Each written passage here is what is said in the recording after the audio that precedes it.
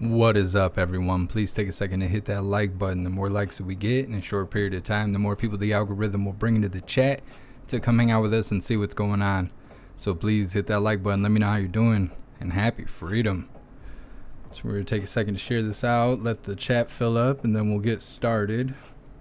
So just give me a moment so I can send out these notifications, because I know YouTube's not going to do it.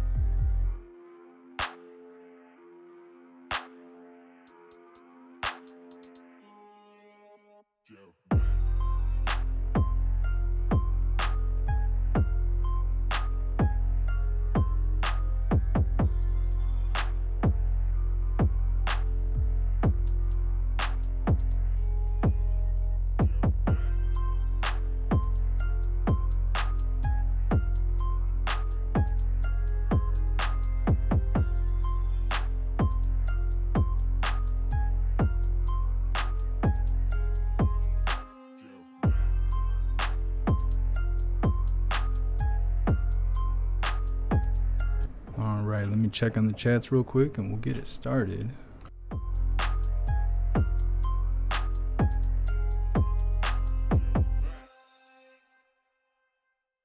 don't know what was going on at the beginning there. My mic wasn't working.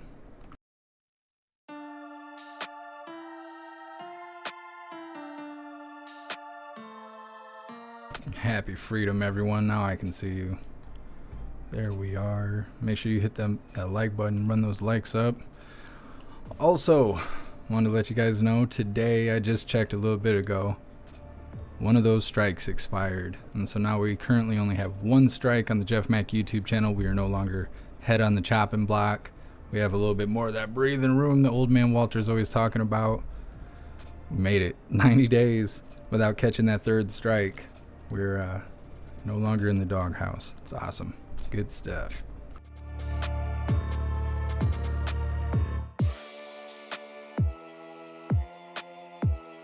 We'll see if Twitch takes a shit today. The last two lives, Twitch has just been dropping out, and I don't know why.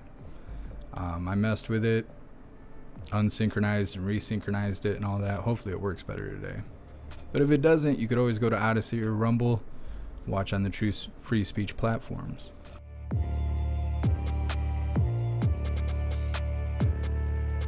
What's up, everyone on Odyssey?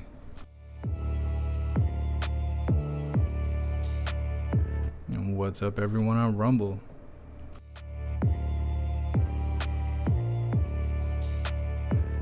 Lindsay, the sign interpreter, looks scared. Yeah, I don't know what's going on with that yet. I haven't figured it out yet. Right. Happy freedom, Donna. Thanks for being here. All right, hooligans, let's get it started.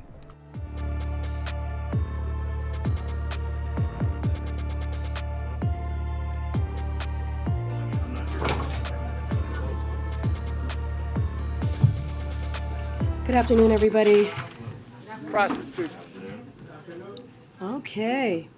So this afternoon at Howard University, the president will thank staff, volunteers, and everyone who helped ensure everyone could make their voices heard. She sounds so rough. As you heard him say yesterday, the president, with their votes, the American people have spoken and proven once again that democracy is who we are. Is that what happened? While we don't know all the results just yet, we do know that states across the country saw record voter turnout, and voters also spoke clearly about their concerns. From fighting inflation to addressing crime to protecting our democracy and the right to choose. These are issues the president has been laser focused on from day one. and it will remain top priorities for him. And Top of ass. as well, no matter what the final tally in all these races will be, he is prepared to work across the aisle to deliver for the American people. That's what people want, and that's what the American people deserve. With that, I will turn it over to my colleague, National Security Advisor Jake Sullivan, who is going to talk through the president's upcoming travels. Jake? It's been a long couple of days, my friend. Go ahead, Jake. Good afternoon, everyone. I'll take a few minutes to walk through the trip over the next several days, and then I'll be happy to take your questions. And I would just ask for your patience because there's quite a bit to get through given an action-packed schedule that the president has across 3 stops over a week. Before I get into the president's travel across North Africa and Asia, I want to provide a brief update on our efforts to ensure Ukraine has what it needs to defend itself. Today, the United States will be announcing another package of security assistance for Ukraine, including important air defense contributions like missiles for Hawk air defense systems, as well as 4 U.S. Avenger air defense systems that come equipped with Stinger missiles. This equipment will complement other air defense contributions announced by our allies and partners in the context of the Ukraine Defense Contact Group that Secretary Austin chairs. When I was in Kyiv last week, I had the chance to consult directly with President Zelensky and his team on the ground about what Ukraine needs to be in the strongest position possible on the battlefield. This increased air defense will be critical for Ukraine as Russia continues to use cruise missiles and Iranian-made drones to attack critical civilian infrastructure. With that, let me turn to the trip. As you all know, tonight the president departs for Sharm el-Sheikh, Egypt, where tomorrow he will participate in the COP27 climate conference and hold a bilateral meeting with President el-Sisi. The president heads to COP27 with historic momentum on climate, thanks to the passage of the Inflation Reduction Act and other significant steps that put us on an enduring path towards meeting our ambitions and clean energy goals. While he's on the ground, he'll speak to his personal commitment to addressing the climate crisis. He'll highlight some of the progress the United States has made, both here at home and in rallying action on climate around the world. And he'll underscore the need to go further, faster, to help the most vulnerable communities build their resilience without losing sight of the need for the world and particularly for the major economies to cut emissions drastically in this decisive decade. While in Egypt, President Biden will also meet with President el-Sisi, as I mentioned, to discuss a number of critical regional and bilateral issues following on his visit to the Middle East earlier this year, where he also had an opportunity to sit with President el-Sisi. On Saturday, he'll arrive in Cambodia and attend the U.S.-ASEAN summit. He'll reaffirm the United States' strong support for ASEAN centrality and build on the achievements of the historic U.S.-ASEAN Special Summit that was held in Washington, D.C. earlier this year. He will also hold a bilateral meeting with 2022 ASEAN Chair, the Prime Minister of Cambodia, Hun Sen. On Sunday in Cambodia, he will participate in the East Asia Summit. He will underscore U.S. support for the ASEAN-led regional architecture in the Indo-Pacific and discuss opportunities to ensure a free and open Indo-Pacific that is more connected, more prosperous, more secure, and more resilient. He'll also hold bilateral and trilateral meetings with the Prime Minister of Japan and the President of Korea in light of the continuing nuclear and missile threats posed by the DPRK, as well as growing alignment among our countries in promoting peace and stability in the Indo-Pacific region. On Monday, President Biden will be in Bali, Indonesia, where he will hold a bilateral meeting with Indonesian President Joko Widodo. He will thank President Widodo for his leadership, his chairmanship of the G20, and highlight the growing importance of the U.S.-Indonesia strategic partnership. Later in the day on Monday, President Biden will hold a bilateral meeting with President Xi Jinping of China. This is the first time that President Biden and President Xi will have this is the first time that they will meet face-to-face since President Biden became president. President Biden has made it a priority to keep lines of communication open with President Xi to responsibly manage the competition between our two countries, and he believes there is no more important channel than that between the leaders of the United States and China. From day one of the Biden administration, our approach to the PRC has followed the same fundamentals. Invest in the foundations of our strength here at home, align our efforts with a network of allies and partners, and compete responsibly to defend and advance our interests and those of like-minded nations. The meeting between President Biden and President Xi will be an in-depth and substantive opportunity to better understand one another's priorities and intentions, to address differences, and to identify areas where we can work together. Because working together to address common problems is in our interest, and because it is what the world expects of responsible powers. On Tuesday and Wednesday, the President will attend the G20 summit, where he'll focus on a range of pressing global economic challenges, especially for emerging and vulnerable economies, including energy security and the clean energy transition, food security, debt relief for low and middle income countries, multilateral development bank reform, and the launch of a pandemic preparedness fund. He will also rally like-minded nations to speak out forcefully against Russia's illegal invasion and illegal war in Ukraine, which has exacerbated many of these challenges. President Biden will join with fellow G7 and G20 leaders to host an event on the Partnership for Global Infrastructure and Investment, PGII, where the U.S. and other partners will announce a series of high-impact infrastructure projects across the developing world. The President will have the opportunity to hold a number of other bilateral meetings on the margins of the G20, and will announce those in due course. Among others, we expect that he'll have the chance to sit for the first time with the prime ministers of both the United Kingdom and Italy, the new prime ministers who have both recently taken office. This trip comes at an important moment, and President Biden heads off with the wind at his back.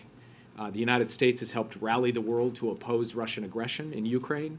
We have built a strong foundation of engagement with allies and partners in the Indo-Pacific. We've launched impactful new initiatives in the Indo-Pacific, including PGII and the Indo-Pacific Economic Framework. We're leading collective efforts on climate, health, food, and energy security. And we've made far-reaching foundational investments in our industrial and innovation. I don't know about you, but I feel like the signing person is yelling at me. They're very aggressive over there. To both navigate competition and to work with partners to solve the great challenges of our time. That's what President Biden intends to do on this trip, and thank you all for your patience, and look forward to answering your questions. Yes?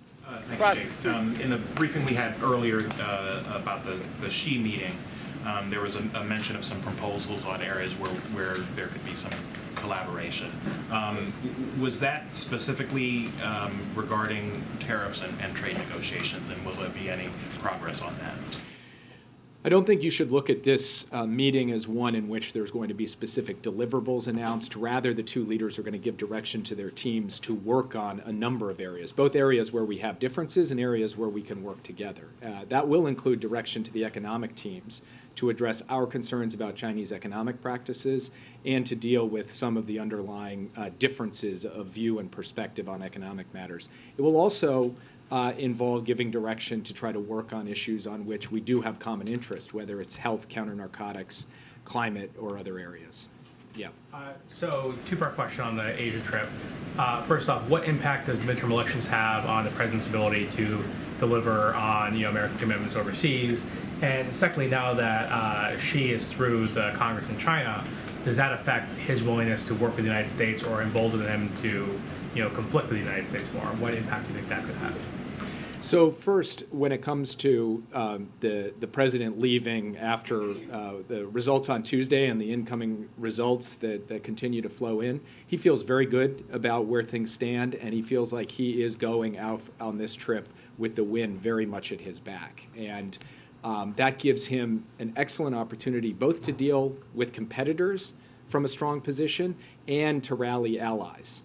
And as far as the continuing support of the United States for critical foreign policy initiatives, the President was clear yesterday, and he will be very clear on the trip that there will be strong, enduring, unflagging, unwavering support for Ukraine in the face of Russia's aggression. There is a bipartisan basis and foundation to our approach to China. and he looks forward to working with both parties on that issue, whatever the final composition of the two houses of Congress are. But in general, he goes out on this trip feeling like the results from Tuesday show that the American people, are sending him out onto the world stage in a very strong position. China issue, what impact does the Xi's new term into the Communist Congress? What impact does that have on their willingness to work with the U.S. Do you think? That remains to be seen, and part of what the president is eager to determine is in a face-to-face meeting where for the first time since he's come into office, President Biden has come into the presidency, he will get to sit in the same room with Xi Jinping, be direct and straightforward with him as he always is, and expect the same in return from Xi, and then he can make his judgments on that basis about how to take things forward. That's why this meeting is extremely important. There just is no substitute for this kind of leader-to-leader communication in navigating and managing such a consequential relationship. Yeah. Jake, thanks so much for doing the briefing. I want to ask you about Brittany Griner and then President Putin more broadly, but she's been moved to a penal colony and apparently hasn't been seen for 6 days. What can you tell us about her condition? When is the last time that U.S. officials had any type of update on her condition? And what is your level of optimism that now that we are past the midterms, President Putin will be more potentially serious about negotiating her release? So I have to protect the confidentiality of our dealings with her family and some of our consular dealings with Russian officials, but I will tell you on a daily basis our embassy in Moscow is focused on ensuring that they are on top of Brittany Griner's condition, location, and how the Russian government is treating her. She is being held unjustly. She should be released immediately. We have made that clear to our Russian counterparts, and we have put forward a series of proposals over the last several months for how we could resolve her case as well as the case of Paul Whelan to bring them both home. So far, the Russians have not shown a willingness to engage in that back and forth to produce a result. As President Biden said yesterday, we are hopeful that we can renew that dialogue and find a way to get these cases resolved and to get both Brittany and Paul home. I can't handicap it. I can't give you any predictions. All I can tell you is President Biden is personally engaged on this. I am personally engaged on this. We are dealing with the Russians at very senior levels, and our diplomats on the ground are. Why not just free every American that's ever broke the law outside of the country? Like, what's the difference? Counterparts on her case. And I know President Biden got a version of this yesterday, but if you could just help us understand this moment right now and what it means. The fact that Russia has pulled out of Kherson, is the U.S. encouraging Ukraine to now start peace talks with Russia? Is there any sense that that might actually happen? And does it lower your concern or does it impact your concern at all about Putin's potential use of a nuclear weapon? So first, this is a significant military milestone for the Ukrainians if, in fact, it happens that Russia follows through and withdraws to the far side of the Dnieper River. Of course, we're going to watch actions and not just announcements to see what actually unfolds. But if this does come to pass, that will mean in the Battle of Kyiv, in the Battle of Kherson, in the Battle of Kharkiv, the Ukrainians will have prevailed against an invading, marauding force that conducted an illegal war in their country. But of course, it's not the end of the war, because Russia continues to occupy parts of Ukrainian territory. We are continuing to support the Ukrainians in their effort to defend their sovereignty and territorial integrity. And as the president said yesterday, we're guided by a very simple principle: nothing about Ukraine without Ukraine. It is ultimately up to Ukraine to make determinations about its diplomatic course. It is our job to put them in the best position on the battlefield so that when and if there is an opportunity for diplomacy, they're in the best position at the bargaining table. I don't have anything to offer you today about the likelihood or the proximity of any kind of negotiations. Right now, what the Ukrainians are focused on is defending their critical infrastructure against these barbaric attacks that are killing civilians and harming the basic functioning of the economy, and trying to take their territory back.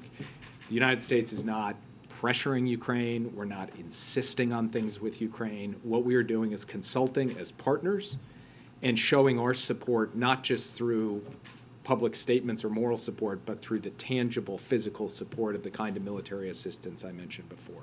Yeah. Thank you, Jake. Just a quick follow-up on Kherson first. You said that you'd be watching actions instead of just hearing what they're saying. Do you have any indication that a withdrawal has actually started? We do see some indications of movement consistent with what the announcements were yesterday, but this is an involved operation. The Russians had flowed a significant number of forces and personnel into Kherson City and to the west side of the Dnieper River. So it's not the kind of thing you just snap your fingers and it's done.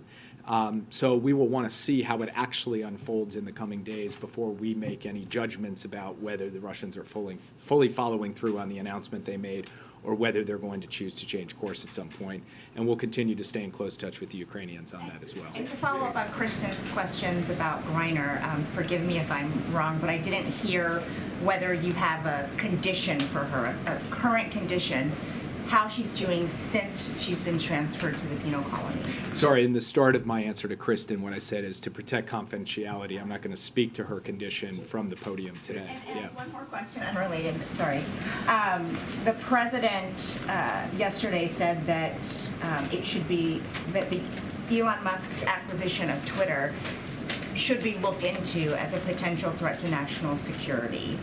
Can you offer anything about why? And he also said there are many ways to look into that. How would you look into that? Well, you heard the president yesterday, and the CFIUS process is the normal process through which transactions that might have a national security nexus get reviewed, and I will defer to the CFIUS process rather than comment on it further from this podium. Thanks, Yeah. Jake. The G20, would it be better if Putin was there? I mean, he's arguably the most consequential player on some of those big issues that are going to be discussed, food security and energy security.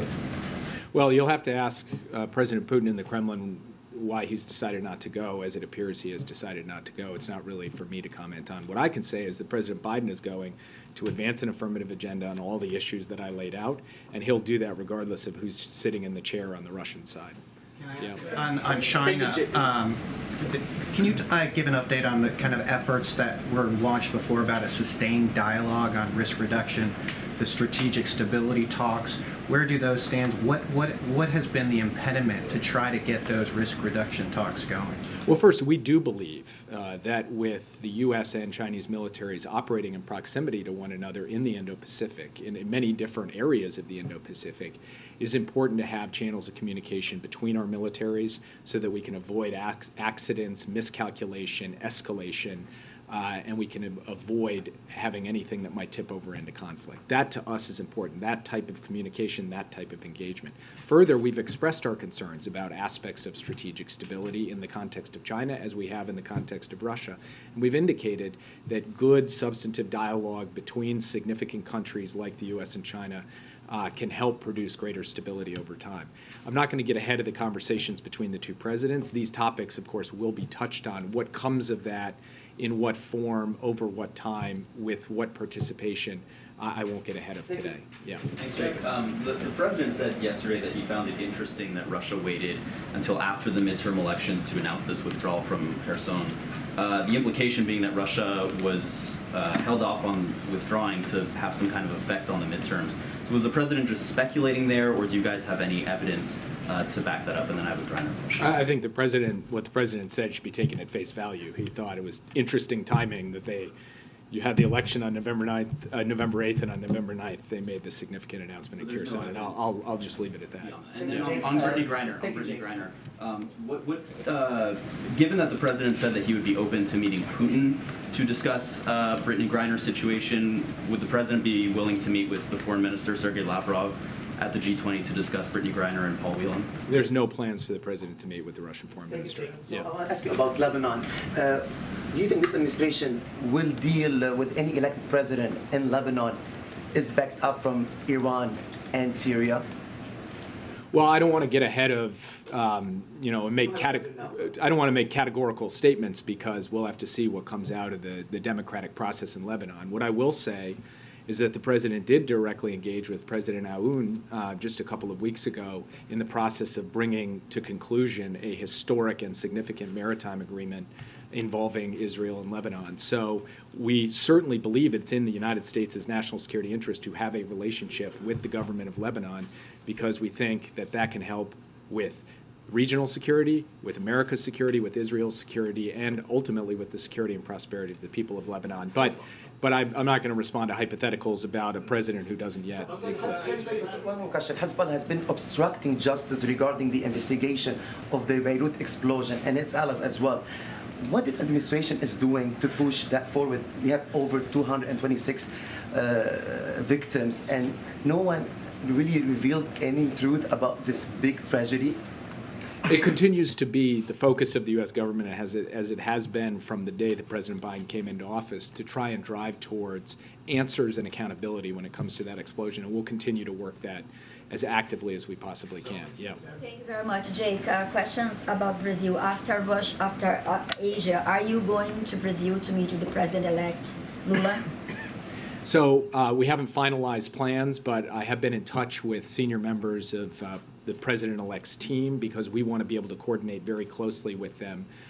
Whether that involves me going down there or some folks coming here, we're still working out. But I think that you can expect face-to-face engagement at high levels between the incoming team and our team, so that we can hit the ground running once President-elect Lula becomes president on January 1st. Follow up, what kind of challenges do you see with the new government of Brazil? For example, related to the Russia war in Ukraine, Lula said he will talk with Russia and Ukraine to try to end the war. What do you think about that? And today, Secretary Kerry met with Lula's team and they discussed help to protect the Amazon. What kind of assistance is the United States considering? So President Biden has had a very long-standing view that it is the obligation of the United States and other major economies to help Brazil protect its rainforest.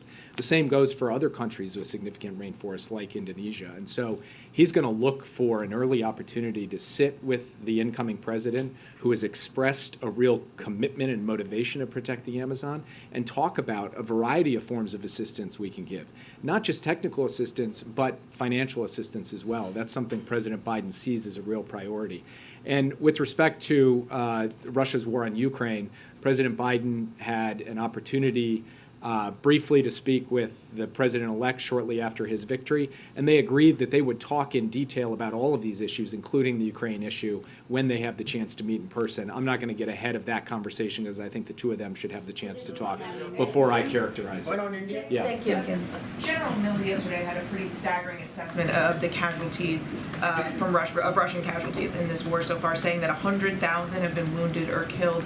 Can you discuss what impact is this having on Putin domestically in terms of support for this war, and just how long do you think Russia can keep operating at this casualty rate? Well, the numbers are really quite striking, and we're talking about just an immense amount of suffering on the part not just of those who have died or been injured in the war in Ukraine, but their families and their communities across Russia. And one of the reasons why we believe that Russia should end this war and leave Ukraine is for the good of those families and communities inside Russia. It is difficult at the moment for us to characterize the internal political situation inside Russia. For one thing, you've got the tight control of the Kremlin on the communications apparatus and on the political apparatus in that country. For another, all of us in this room see surprises in our own domestic political context, so trying to be effective armchair analysts of another country's political process is something we should have significant humility about. But we are watching closely for these impacts, economically, socially, and beyond, because you simply cannot visit upon your country this level of suffering without it having reverberating impacts of various kinds. So we will have to see how that unfolds. And how long do you think they could keep operating at this level of casualties? Well, first, it's clear that the fact of Russian military losses on the battlefield is having an impact on their ability to hold territory in Ukraine. We've seen that in Kharkiv. We've seen that in the announcement that they have made about Kherson. So it's having an impact. But the larger how long question is not one that I can put a timetable on, because war is inherently unpredictable. And so all we can do is continue to try and make sure that for our purposes, we're giving Ukraine what it needs to do its part. And then we will, of course, analyze how Russia is postured and positioned as we go forward. Yeah. Yes. So I wanted to ask 2 questions about the meeting with President Xi. One, yesterday, the president did not commit to telling President Xi that they would, or the U.S. would, defend Taiwan militarily. How should Taiwan be interpreting that answer? And secondly, the Treasury released a report today saying that, or criticizing China for not being more transparent about its foreign exchange policy, and explicitly calling it a failure. Will the 2 leaders speak about that tomorrow as well? So on your first question, as many of you know, having seen President Biden go into consequential meetings with foreign counterparts, he doesn't like to characterize what he's going to say to them. He likes to actually go say it to them. And as for how Taiwan might react to that, we'll have the opportunity as an administration to brief Taiwan on the results of that meeting, and I'm confident that they will feel very secure and comfortable in the United States' position when it comes to our support for peace and stability across the Taiwan Strait and our commitment to the Taiwan Relations Act, which does commit the United States to ensuring we're providing the articles for Taiwan's defense. Yeah. Oh, and you asked about the FX report. I would just say that this has been a longstanding concern of the United States. It's been reflected in previous reports. It doesn't come as a significant surprise, but it is an area of significant concern for the United States. And I can't tell you standing here today whether that particular topic will come up among the wide range of things we have to discuss with the PRC. Questions on Egypt. Can you give us a little bit of details about the bilat between the President and President Sisi? As regional security is one of the issues going to be discussed.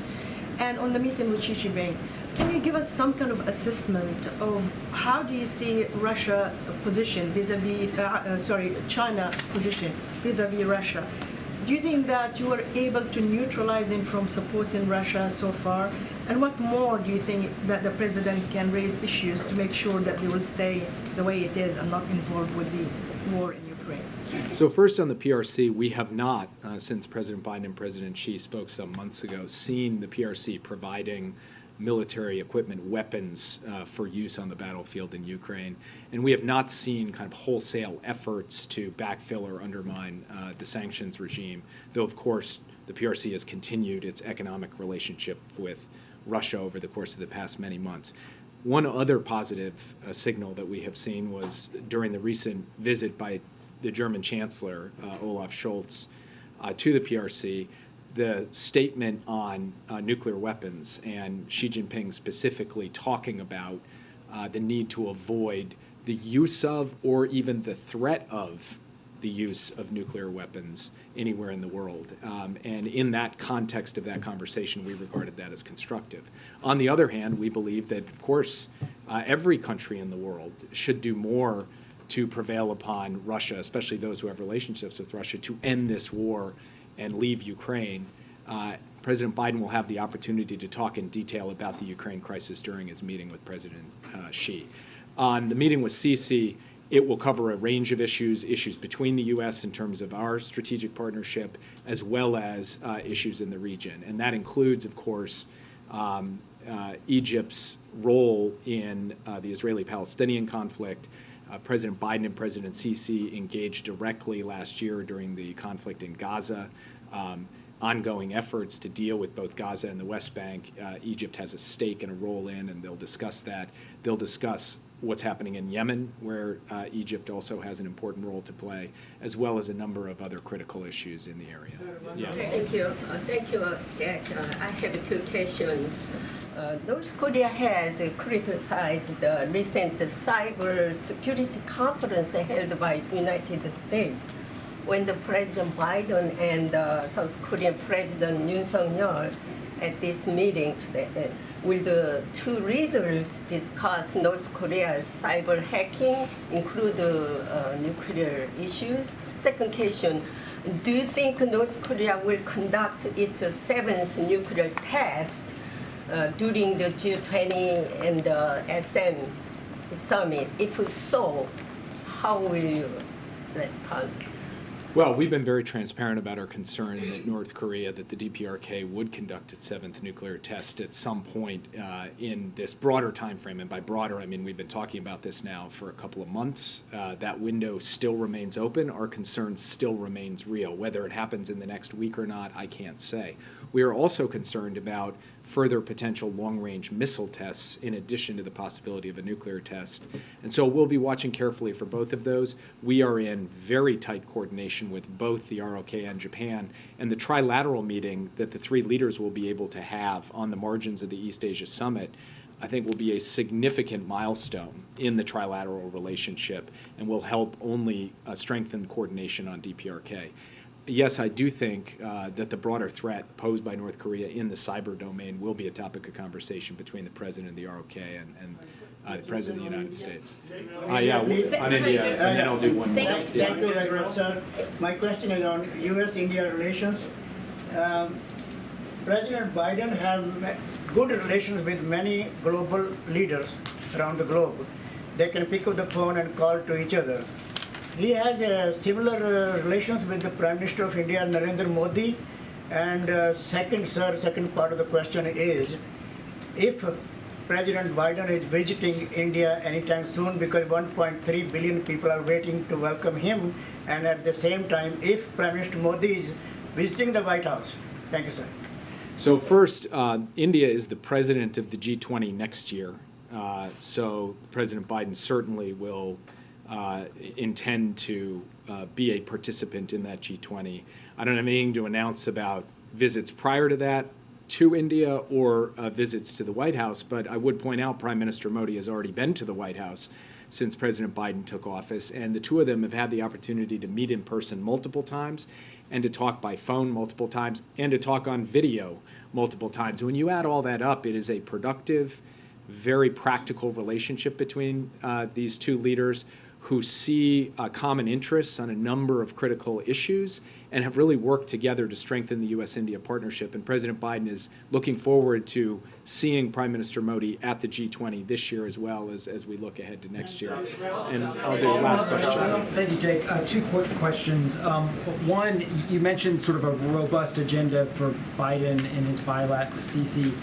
Does he intend, though, to bring up human rights and specifically call for the release of jailed activist Alaa Abdel-Fattah? Is that part of his agenda with Sisi? So, as President Biden, I think, has said to many of you, he feels you're not the American president. You're not really doing your job as American president if you're not raising issues of human rights. So you can expect that he will raise human rights issues in that meeting, as he will with other leaders that he encounters at the G20.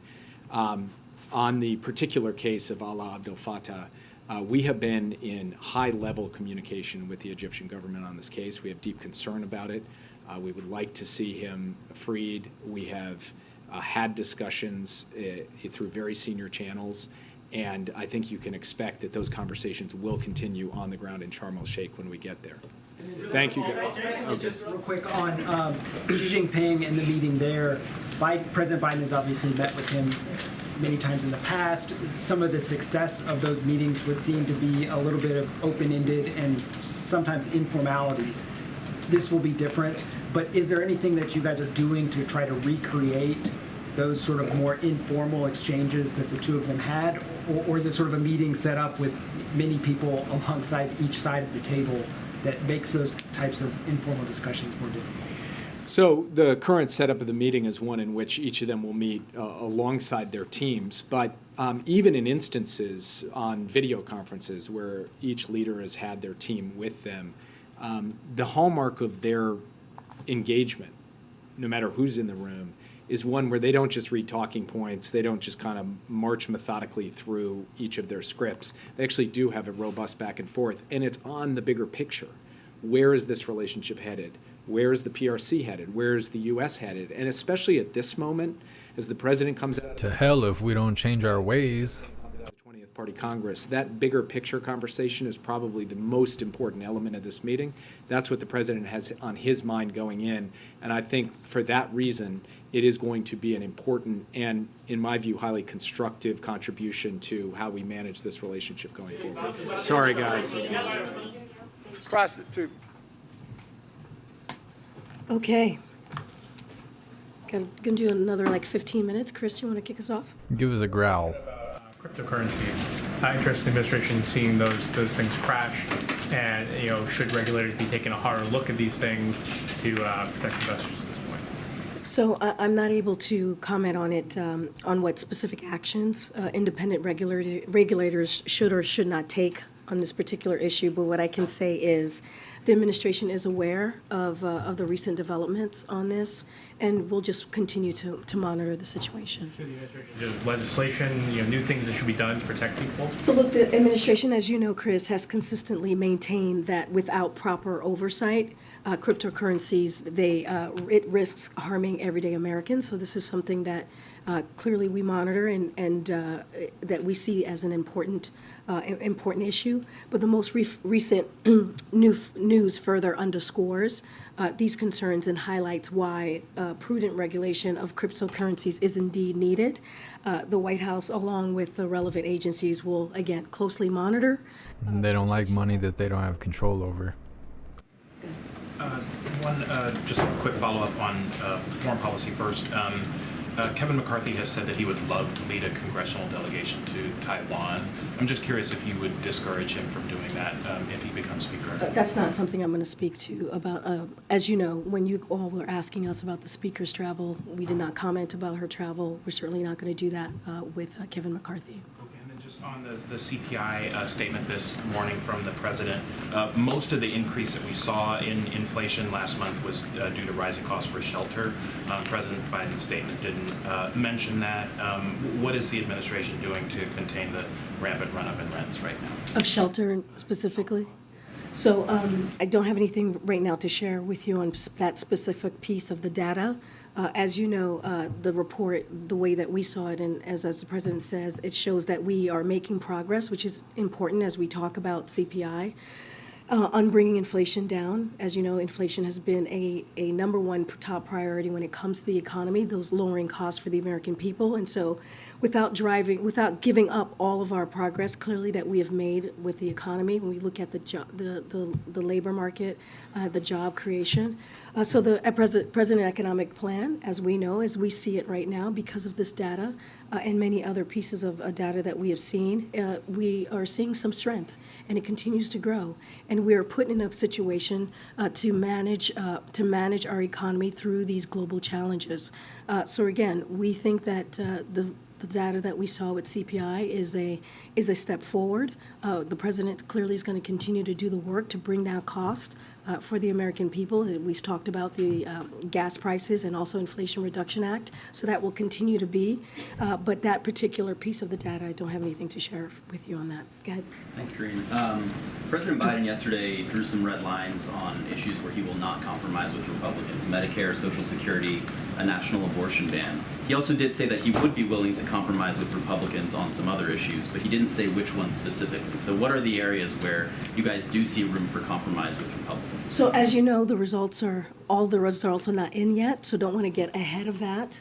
And we'll have a better sense, hopefully in the next couple of days, if not the next couple of weeks, of what the complexion of the Congress is going to look like. I think what the president was trying to say is that the American people made themselves very clear.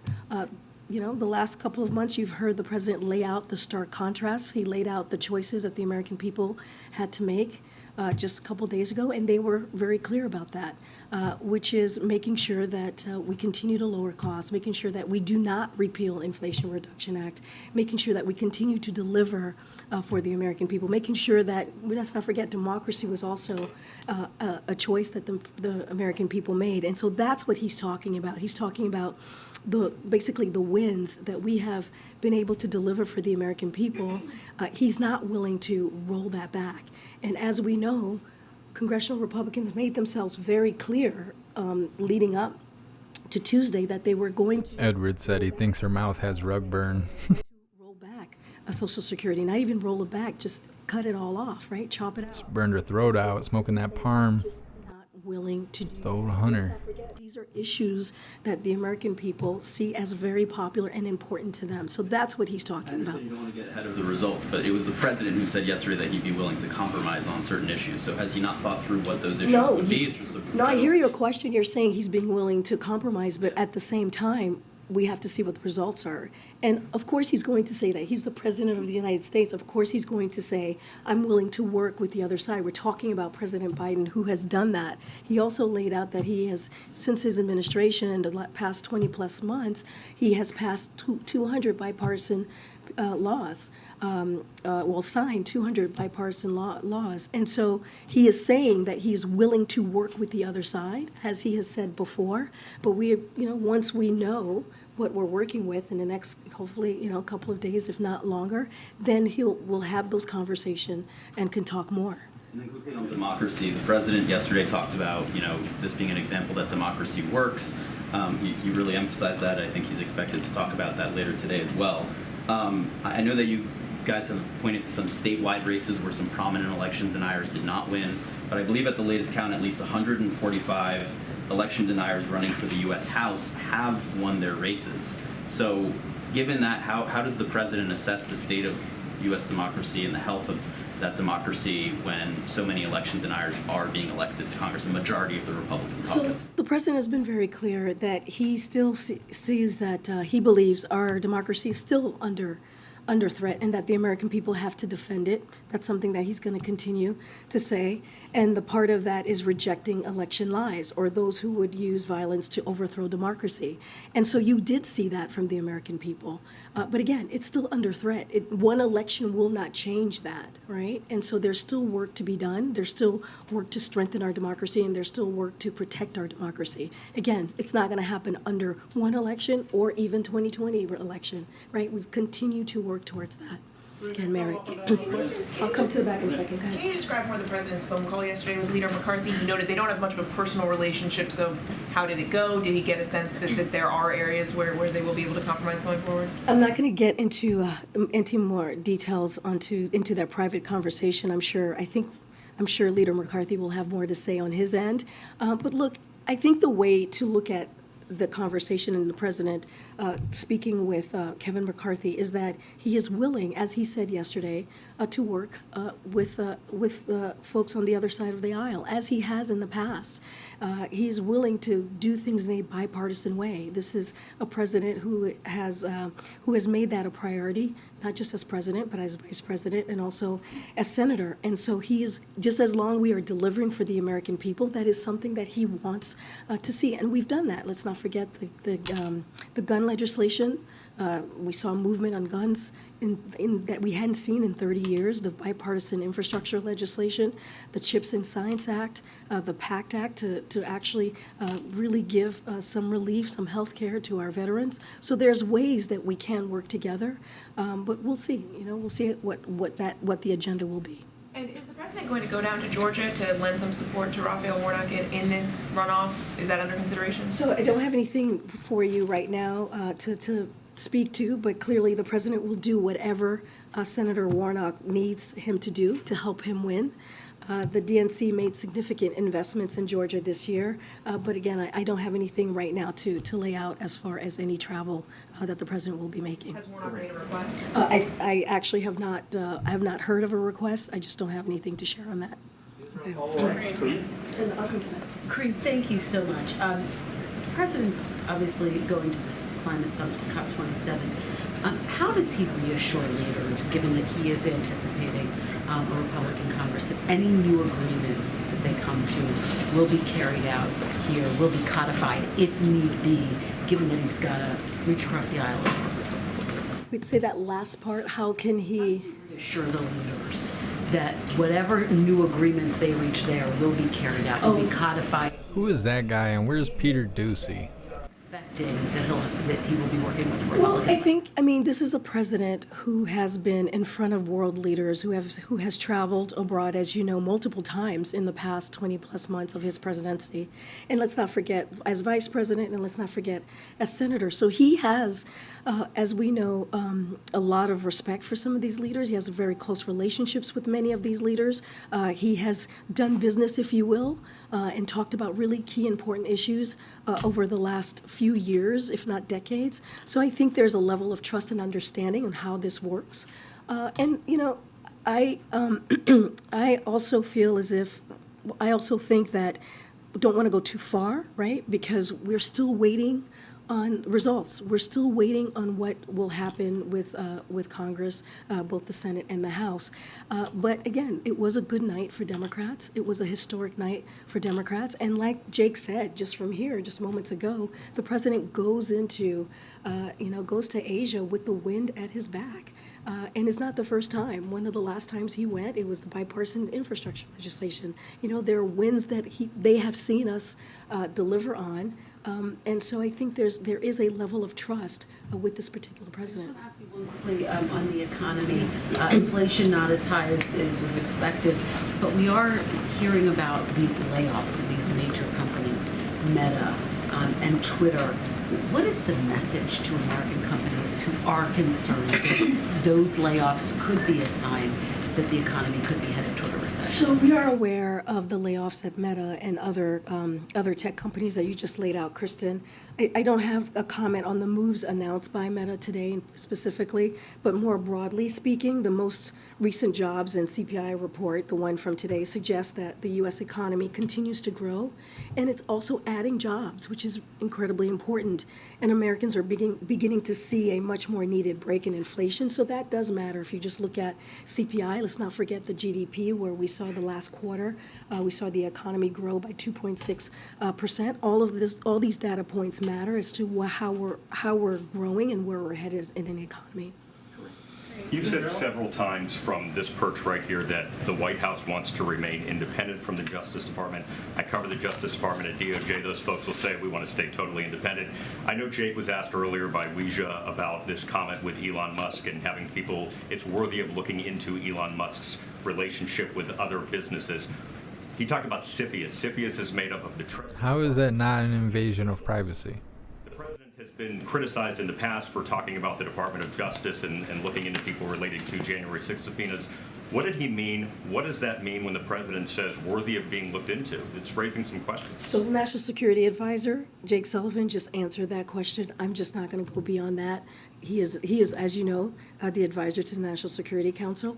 I'm just not going to go beyond that. And as the president said, and as I have said many times, we just refer you to the committee. I don't have anything else to add. I agree. And one follow-up, I wanted to ask Jake this. When the president meets with President Xi, it's their first time meeting in person since President Biden took office. When he comes back, I know it's too early to tell if Republicans are going to take control of the Senate, of the House. If so, even if one body, they want to investigate, and when I say they, I mean Republicans, the origins of COVID-19, that's something Republicans have on their agenda. They've been talking about it. Will President Biden ask President Xi about the origins of COVID-19 and bring up that issue with him in person? Again, I'm not going to get, and Jake has said this as well, I'm not going to get it ahead of the agenda. Well, this guy won't be invited back tomorrow. When they have their bilat, certainly we will share the conversation and what came up. The president has always been clear on getting to the bottom of COVID. And has been very clear in reports that we have put out on the origins of COVID as well, but I'm just not going to get ahead of that conversation. Go ahead. Thanks, Karine. The president said yesterday, I'm not going to change anything in a fundamental way. But the president's approval ratings are still low. An overwhelming majority of voters in exit polls said the country's headed in the wrong direction, especially on the economy. So how is the White House sort of squaring those two things? Is there no change needed, I guess, in terms of satisfying those voters who are saying that they think the country's headed in a wrong direction? Well, we think that well, let me step back for a second. What the president was talking about, that he wasn't going to renegotiate things that have already passed, right? You think about the Inflation Reduction Act and you think about what that's going to do for the American people, lowering costs, which is something that he has said that is going to be a priority for him, and continuing to do that, lowering healthcare costs, lowering energy costs, which he also said this yesterday, American people are going to feel early next year, which is just a few weeks away, a month or two away. And so that's what, when we talk about that, Republicans were very clear. They wanted to repeal that. They wanted to take away the Inflation Reduction Act. And so that's what the president was talking about, making sure that we do not take away the things that we have been able to accomplish, the successes that we have been able to see for the American people. Look, I know you're talking about the president's poll, but the thing about it is, when you look at these pieces of No, we weren't. that we have done, when you look at the issues that the president has worked on, they're all popular. You think about abortion rights, and you think about how that was a top priority for the American people. That is something the president is working on. You think about inflation. Yes, the American people are feeling that every day. But the president has also worked on these issues, and those are the things he's not going to stop on. Those are the things he's not going to pull back on, trying to lower gas prices as another example of the things that he's done. Thanks, Green. Prior to the election, the president said that he would send a bill that would codify Roe v. Wade to Congress if Democrats gain 2 seats. At best, he may only gain 1 seat in the Senate. So is it still his intention to send a bill to codify it? So I'll say this. What's clear in this week's election, what we saw on Tuesday, is that Americans don't want to see a constitutional a right that they had for 50 years taken away. They made that very clear. Yes, tell us what we want.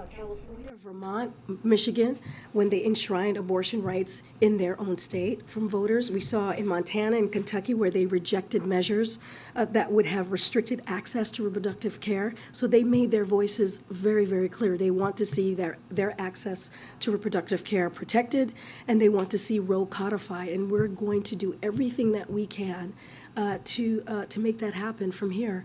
Again, we have to see what the results are. I know that you just laid out that we potentially could have the Senate by 1, but we just have to see what the complexion of Congress is going to look like, and then we'll move forward from there. Is there anything else that the president thinks he can do if there is only 1 seat in the Senate? Codifying Roe would be difficult, so is there anything else to ensure abortion access? Well, look, the president has certainly taken actions from the federal government with the HHS agency and Department of Justice. We've laid out executive actions that the president has taken. We're always looking to see what else we can do. But again, the president has always been very clear. In order to really make sure that we protect women's rights, we have to take action on the legislative level, and he's going to do everything that he can. Let's not forget, people have said he wasn't going to get the bipartisan infrastructure legislation done. He got it done. People didn't think he was going to get the CHIPS and Science Act done. We got it done. People didn't think we were going to get the guns legislation done in a bipartisan way. We got that done. That was after the last time that we were able to do that was 30 years ago. So we have been able to get things done, and that's because of this president's leadership. So again, we're going to continue to focus on that and make sure that we actually, deliver for what the American people want from us. Can I ask specifically about an area of compromise that has interest from different groups? Does the president see marriage equality as a potential where that he and the Democrats can work together with Republicans? So again, not going to get ahead of what the next couple of weeks are going to look like as far as an agenda.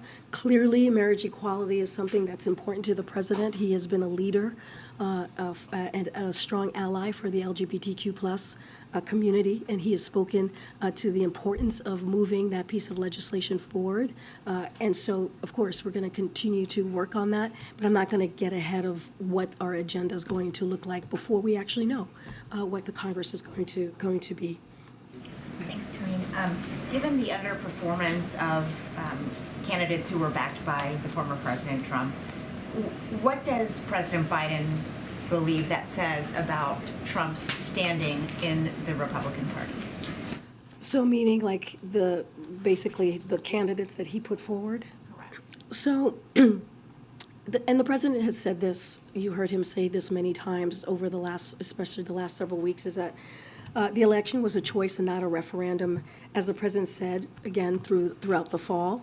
So Republican candidates said their top priority was undoing Inflation Reduction Act, which would raise prescription drugs, which would raise energy costs, and also healthcare costs. And so they were very clear on how they were going to lay out ways that it would hurt the economy, worsen inflation.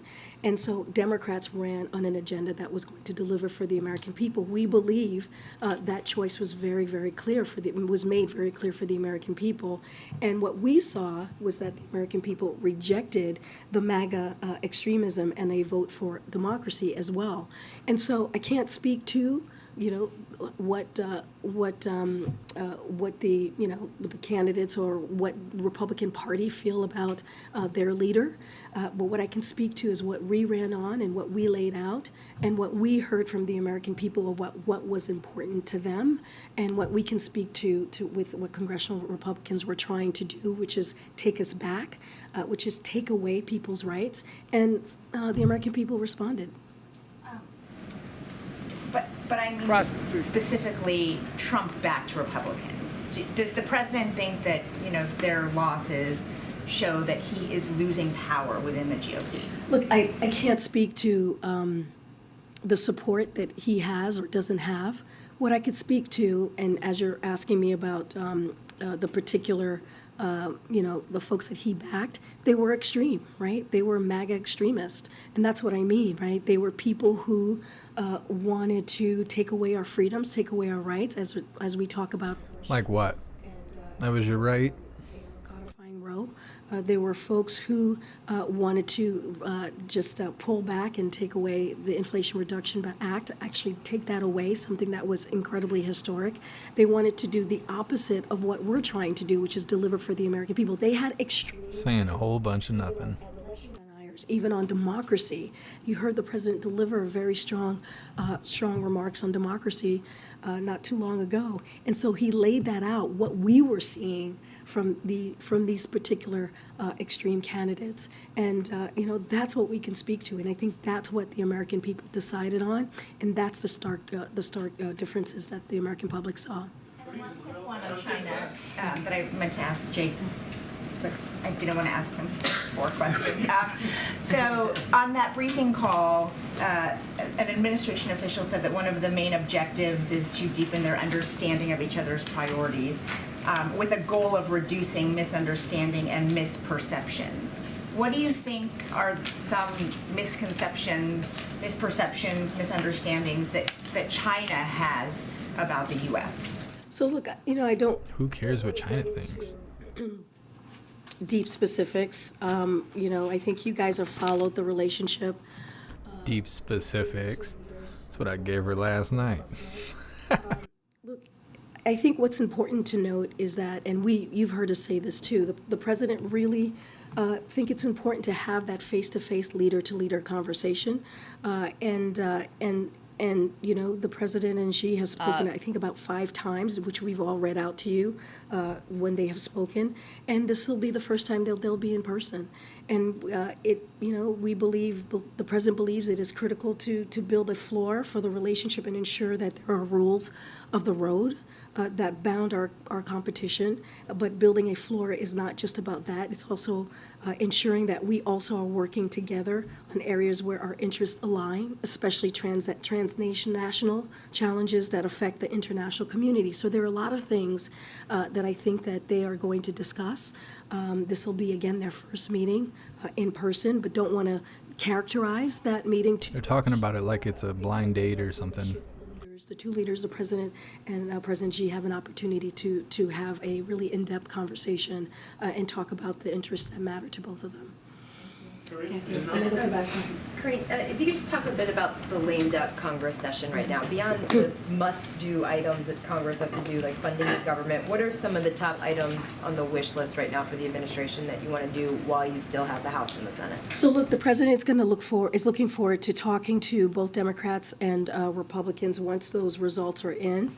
Of course, the president believes we should get the government keep the government funded, right? That's going to be an important priority, including what we need to respond to disasters, continue to defend democracy in Ukraine, as you heard from Jake, talk about our commitment to Ukraine and fight new COVID variants.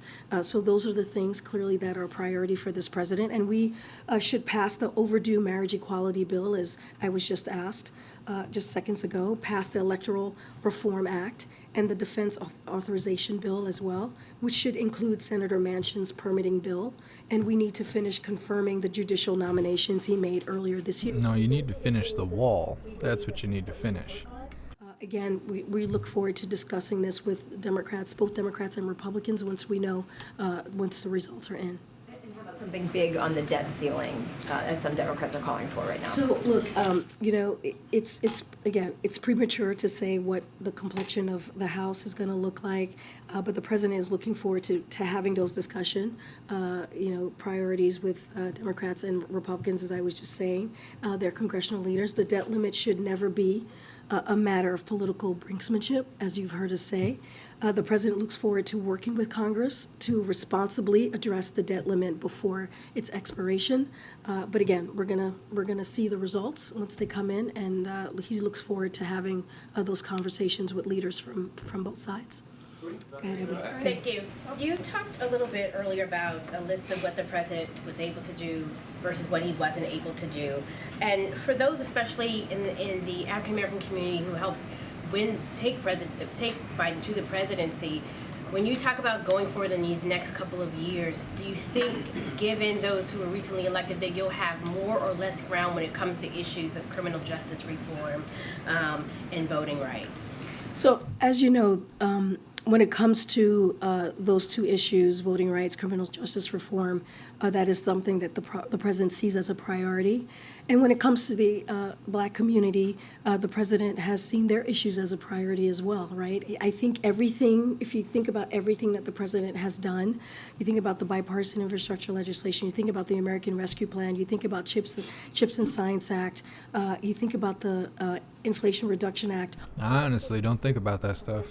That are now law, had what we believe equity at the center of it, right? The president says all the time he wants to build an economy from the bottom up and the middle out because he does not want to leave anyone behind. He wants to make sure, if you think about the American Rescue Plan, he wants to make sure that people are able, when he put that forward, that people were able to hold on to their homes, that people were able to start small businesses, investing in HBCUs and education. You think about the student loan debt forgiveness policy. All of those things are meant to help families in the African American community, but also just Americans across the board. And so that is something that the president has done to make sure that we don't leave anyone behind. But to your question about criminal justice reform and also voting rights, yes, that is something that's a priority that we need to make sure that we work towards getting those pieces of legislation done, and the president's going to continue to work with Congress. Really quickly, for the states who, when you talk about the infrastructure bill, for the states who did not use the money the way that the Biden administration wanted, you mean the American Rescue Plan? Sorry, the American Rescue Plan. Forgive me, American Rescue Plan. Do you think that may have even hurt how some Americans who were not in favor of Democrats or in favor of Biden and gave him low ratings? Do you think that might have hurt? Because even though the money was passed, it wasn't spent like they thought it was going to be spent in their communities. And so that judgment came right back on the president. Let me see if I understood what you just laid out. So the American Rescue Plan, yes, there are some states that have not used the funding to its full capacity, right? I understand that. And we have always encouraged those states and worked closely with local officials and state officials to make sure to encourage them to use those funding because they're meant for everything that I just laid out. And so that's something that we're going to continue to encourage, continue to have those conversations. I didn't quite get what was the second part of your question? Well, because many Americans may not have seen what they thought, that also may have even hurt Democrats.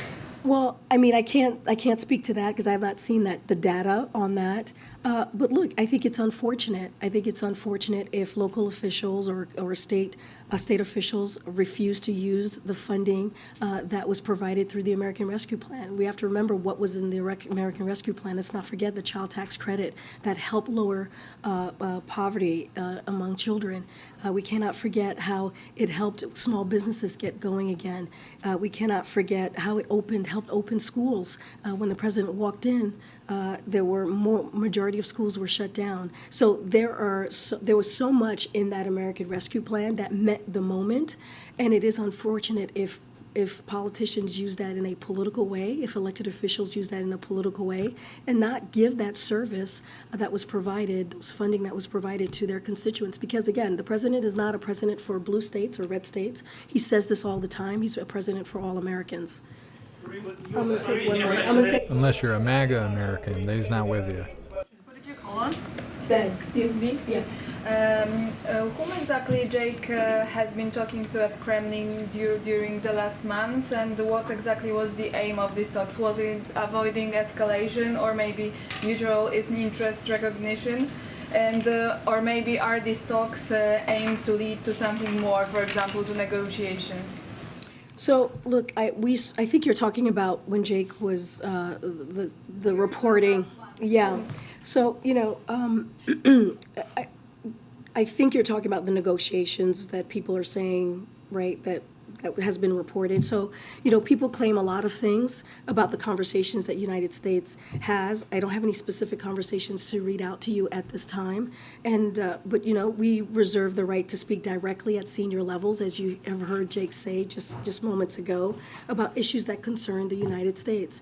But we want to be very clear, nothing about Ukraine without Ukraine. It is something that the president has said. It is something that we take very, very, we see that as a very important strategy moving forward. This is Ukraine's decision when it comes to any type of negotiations. We see our part in making sure that we strengthen, their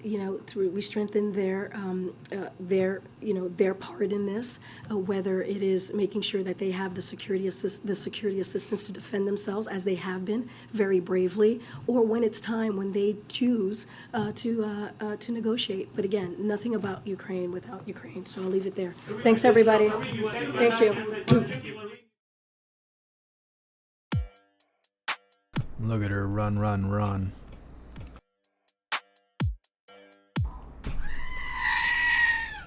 All right, hooligans, let's get ready for the Pledge of Allegiance.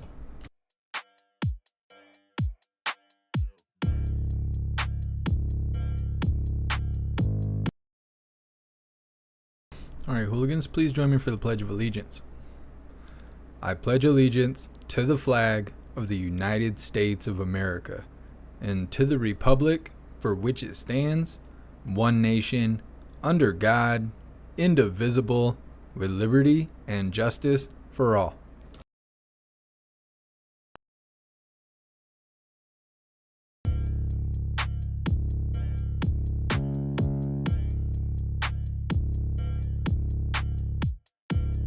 Thank you so much, Florida Based, for the 1776 donation. I appreciate you. Thank you. All right, hooligans. Well, that's that for tonight. Thank you for joining me for a watch party. I was not available earlier when it was live. It was live at 1:45-ish Eastern time. I wasn't at the house. I couldn't make it to the house. So we did a watch party. It's okay. I actually like the watch parties. At least we know what time it's supposed to start. Let me see. Let me check through the chats and we'll wrap this up. I feel like there was something I was holding on to let you guys know, and now I can't remember. What's up, Proud Ankle? Happy freedom. Well, I guess I can mention it again for anyone that wasn't here at the very beginning. We were under 2 strikes on the JeffMAC YouTube channel, and one of them expired today, so now we only have the one hanging over our head. We're no longer on the chopping block with 2 running up on 3 strikes. 3 strikes, they delete the channel. Like I said, the one expired today, so we only got the one above us. No big deal. No longer a code red or a code brown, depending on how you run your codes. Let's see. Donna, so what does Klaus want for Christmas? Klaus Daniels needs a new tower. He has ripped the claw posts off of his tower at this point. He's got big talons, like eagle talons. Big Klaus Daniels. I wish he was next to me. I'd snatch him up and stick his toes on the camera for free. But yeah, Donna, that's what he could use, is a new tower. Also, I want to get him his own camera so we can stick him up in the corner and you guys can check him out when he's up on Klaus Tower. Well, I think that's it. I don't know. I swear there was something else I wanted to tell you guys. I'm so bad at this. I hold on to it the whole time at the end and then I forget. Either way, big shout out to everyone that made donations, joined the membership program, or purchased any merch. I appreciate all of you, and I would not be able to do this without you. So thank you so much for all your support. If you have not done so already, please join the Hooligan community either on Guilded or Discord. You can go there through the link tree. Is the best way to be notified for when and where we go live. There's hooligans to hang out with and converse with, and we have a news board to keep you up to date with what's going on around the world. So definitely join the Hooligan community. I'll see you guys on the next live. Until then, stand tall, shine bright, and that's a wrap.